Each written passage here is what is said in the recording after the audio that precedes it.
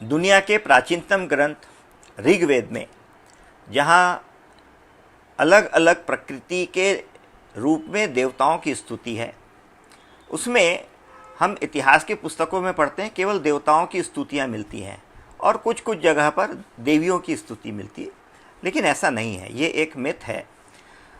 पूरे ऋग्वेद में 1 से 10वें मंडल तक हर मंडल में और ज़्यादातर सूक्तों में देवियों की स्तुतियाँ मिलती हैं, यानी देवता और देवियाँ दोनों एक साथ उस समय पूजे जाते थे। अनेक देवियों का वर्णन आपको ऋग्वेद में मिलता है। एक जो हमारे यहाँ पे हम कहते हैं कि पार्वती देवी हैं, लक्ष्मी देवी हैं, सरस्वती देवी हैं। इन्हीं 3 देवियों का आरंभिक स्वरूप अलग अलग नामों से मिलता है। सरस्वती देवी वाग देवी, जो हम बुद्धि की देवी कहते हैं, ज्ञान की देवी कहते हैं, तो वाग देवी का वर्णन वाग देवी के ही रूप में सरस्वती देवी के रूप में है। और सरस्वती देवी के कई स्वरूप हमको ऋग्वेद में मिलते हैं। एक तो वो वाग देवी हैं, बुद्धि की देवी, ज्ञान की देवी हैं। साथ में इस समय जो सबसे महत्वपूर्ण नदी थी जिसकी सबसे ज़्यादा पूजा ऋग्वेद के ऋषि मुनियों ने की है, उनका भी नाम सरस्वती है। तो सरस्वती को नदी के रूप में भी पूजित किया गया और ज्ञान की देवी के रूप में भी पूजित किया। इसके अलावा इला और भारती, ये 2 देवियों का वर्णन मिलता है।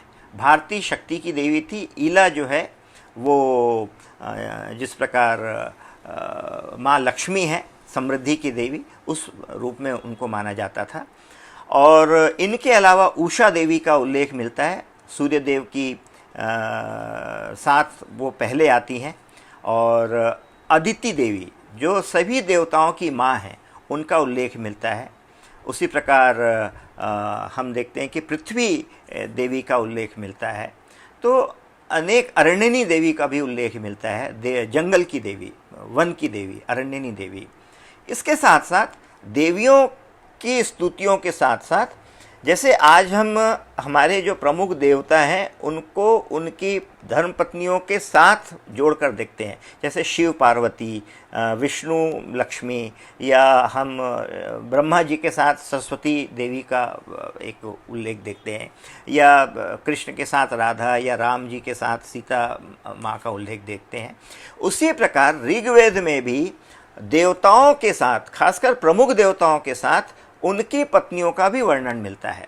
जैसे आप पहले ही मंडल में जब 72वें सूक्त में या 22वें सूक्त में जब आप जाएंगे तो उसमें आपको इंद्र के साथ इंद्राणी, वरुण के साथ वरुणानी और अग्नि के साथ अग्न्यानी, ये देवियों का वर्णन मिलता है। और ऐसा माना जाता है कि जब यज्ञ करने ये देवता आते हैं तो जब ये अपनी पत्नियों के साथ आते हैं तो ज़्यादा फल मिलता है। और हम जब पूजा हवन पाठ में जब बैठते हैं, आज भी हम अपने समाज में, परिवार में, तो हम प्रयास करते हैं कि जोड़ियों में ही पूजे जाएं। यज्ञ करने बैठे, हवन करने बैठे तो पति पत्नी एक साथ बैठे। ये व्यवस्था जो समाज की बनी है, परिवार की बनी है, वह उसका उल्लेख ऋग्वेद में आपको पर्याप्त रूप से मिलता है। तो इसलिए केवल देवताओं की स्तुति नहीं है, ऋग्वेद में पर्याप्त मात्रा में देवियों की भी स्तुति है। इसलिए महिलाओं का बहुत सम्मान था, महिलाओं को बराबरी का दर्जा था। दयानंद सरस्वती ने जब आर्य समाज की स्थापना की थी तब उन्होंने जो गो बैक टू वेदास, वेदों की ओर लौटो कहा था, तो उसमें उन्होंने यही बात का जिक्र किया था कि जो महिलाओं को लेकर तमाम कुरीतियाँ हमारे समाज में पनपी हैं, वो कुरीतियाँ सती प्रथा, दहेज प्रथा, बाल विवाह, महिलाओं को शिक्षा नहीं देना, ये कुव्यवस्था ऋग्वेद में नहीं थी। तो हम वेदों की ओर लौटकर वैसी ही व्यवस्था को स्थापित करें, क्योंकि उस समय देवियों की पूजा होती थी, देवियों का सम्मान था और उनको समानता थी। यह ऋग्वेद में इसका पर्याप्त उल्लेख मिलता है।